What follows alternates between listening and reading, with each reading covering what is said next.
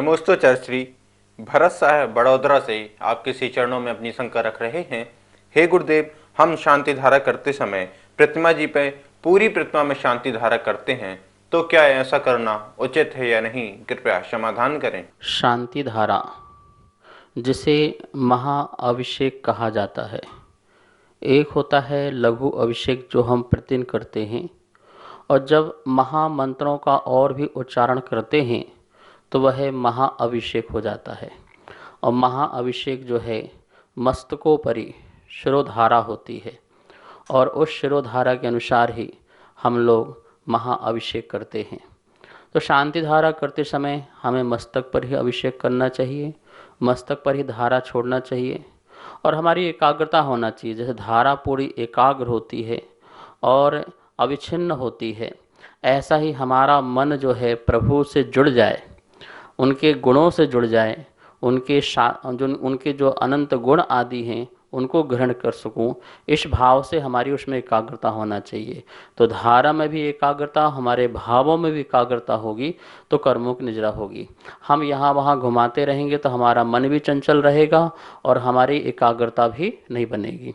अंतिम छंद जब हम पढ़ते हैं संपूज का नाम प्रतिपाल का नाम, उस छंद में आप पूरे प्रतिमा में ही आप बोलते कि जल की धारा छोड़ सकते हैं। चरणों में भी सोच सकते हैं कि हे प्रभु, आपके चरणों की जो रज है, जो धूल है, वो हमारे लिए मिल जाए, आपका आशीर्वाद मिल जाए और हमारा कल्याण हो जाए। तो इस प्रकार से मन की एकाग्रता हमारी बनी रहे। महाअभिषेक में यह पूरा विशेष ध्यान रखना चाहिए। और जो मंत्रों का उच्चारण कर रहे हैं वो कर्णों से, हम मंत्रों का उच्चारण भी हम बहुत शांति पूर्वक से सुने, आँखों से भगवान को एकाग्रता से निहारें, और कर्ण से ही जो है मंत्रों का उच्चारण को सुने। और मुख से यदि आप बोल रहे हैं तो बोलते समय भी आपके मुख में कपड़े होना चाहिए, जिससे किसी प्रकार का जो थूक आदि भी भगवान के ऊपर न गिरे, असाधना न हो। इस बात का भी ध्यान रखते हुए एकाग्रता से धारा छोड़ें। नमोस्तोचार श्री श्री गजराज जैन गंगवाल, जो कि राष्ट्रीय अध्यक्ष हैं महासभा के, वो आपके श्री चरणों में अपनी शंका रख रहे हैं। हे गुरुदेव, आजकल समाज में एकता दिखाई नहीं देती है, समाज बिखरती जा रही है, तो हमें क्या प्रयास करने चाहिए ताकि हमारा पूरा समाज एक हो सके? कृपया मार्गदर्शन दें। समाज की एकता, देखिए, जब तक हम एक नहीं होंगे, एक होने का मतलब संगठन, आत्माएं सारी एक नहीं हो सकती हैं, ध्यान रखना। हम सब एक कभी नहीं हो सकते हैं, पर एक जैसे जरूर हो सकते हैं। और हमें एक जैसे होने के लिए हमें अपने विचारों को एक करना पड़ेगा। जब तक हमारे विचार एक नहीं होंगे, क्योंकि हमारी विचारधाराएं भिन्न भिन्न हैं, और जब तक विचारधाराएं भिन्न भिन्न रहेंगी तो हमारे रास्ते भी भिन्न भिन्न रहेंगे, और जब रास्ते भिन्न भिन्न रहेंगे तो हम एक साथ बैठ नहीं पाएंगे, एक साथ चल नहीं पाएंगे। इसलिए विचारधारा को हमें एक करना चाहिए।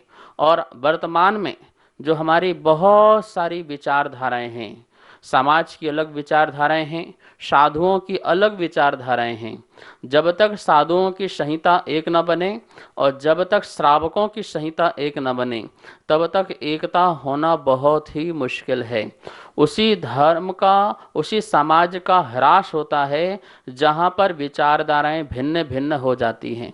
और हमारे यहाँ तो इतनी सारी विचारधाराएं हो गई हैं, और जो भी व्यक्ति खड़ा होता है वो अपनी एक विचारधारा खड़ी कर देता है, जो भी साधु आता है और अपनी एक विचारधारा खड़ी कर देता है, और उसके अनुयायी बन जाते हैं, उसके पथगामी बन जाते हैं, और फिर उनको मोड़ना बहुत मुश्किल होता है।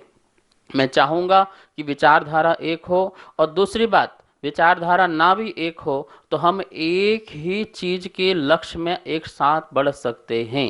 भगवान महावीर स्वामी और उनके संदेश जियो और जीने दो, एक ऐसा संदेश है। हम सब लोग इस संदेश की महती प्रभावना करने के लिए संसार में अहिंसा, दया और करुणा का जो है उपदेश फैलाने के लिए हम सबको एक हो जाना चाहिए। और हमारे पास सबसे अच्छा है नमोकार मंत्र। महामंत्र नमोकार मंत्र है, उस नमोकार महामंत्र के नीचे हम सबको एक हो जाना चाहिए। हम सब लोग, चाहे हमारे कितने भी विचारधारा वाले लोग हैं, हम सब नमोकार महामंत्र के लिए जो है बहुत ही आदर से नमस्कार करते हैं। जितने भी विचारधारा वाले हैं 24 तीर्थंकरों को मानने वाले होते हैं। मैं ये कहूँगा सबको एक होने के लिए आपको सबसे पहले अपने नाम के पीछे जैन लगाना चालू करो, जैन लगाना प्रारंभ कीजिए। यदि हम जैन लगाना प्रारंभ करते हैं तो हम सब एक माने जाएंगे। कोई अभी खंडेलवाल लगाता है, कोई अग्रवाल लगाता है, कोई मित्तल लगाता है, कोई गर्ग लगाता है, कोई पाटनी लगाता है, कोई पाटिल लगाता है। इस प्रकार से हम कितने उसमें बस गए हैं। हम जैन हैं, मात्र हम जैन हैं, नमोकार मंत्र बोलने वाले हैं और हम पंचरंगी ध्वजा के नीचे बैठने वाले हैं। और जब कभी भी हमारे समाज में इस प्रकार से किसी प्रकार की दिक्कतें आए, उपसर्ग आए, हम सब एक हो जाएं। हमने एकता दिखाई थी संलेखना के मामले में।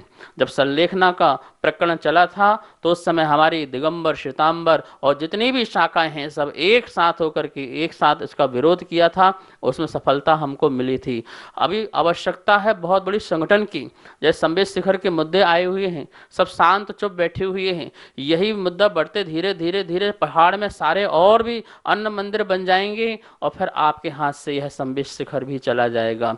इसलिए अपनी बेमनस्ता को छोड़ते हुए अपनी परंपरा अपने पास रखो।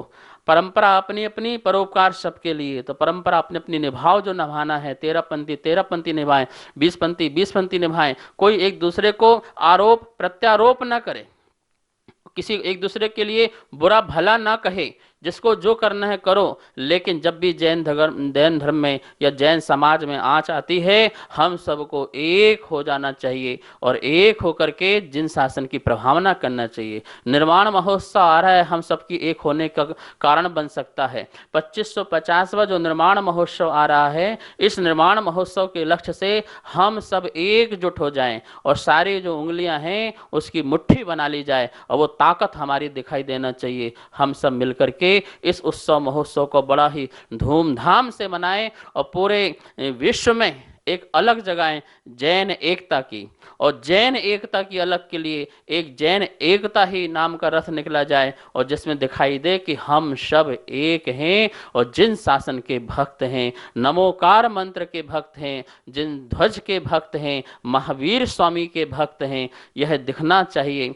मैं सभी समाज से यह भावना भाता हूँ कि आप सब लोग इसके लिए एक हो जाइए। देखिए हमारा जैन धर्म बहुत ऊपर जाएगा। सभी को सादर जय जिनेंद्र। जैसा कि आप सभी की शंकाओं का समाधान पूज्य गुरुदेव के द्वारा नित्य आगम के अनुसार किया जा रहा है, तो किसी के मन में कोई भी शंका हो तो आप हमें नीचे दिए गए नंबर पर भेज सकते हैं और आपकी शंका का समाधान पारस चैनल के माध्यम से प्रतिदिन किया जा रहा है, तो आपको अवश्य किया जाएगा। कृपया अपनी शंका नीचे दिए गए नंबर पर भेजें। जय जिनेंद्र।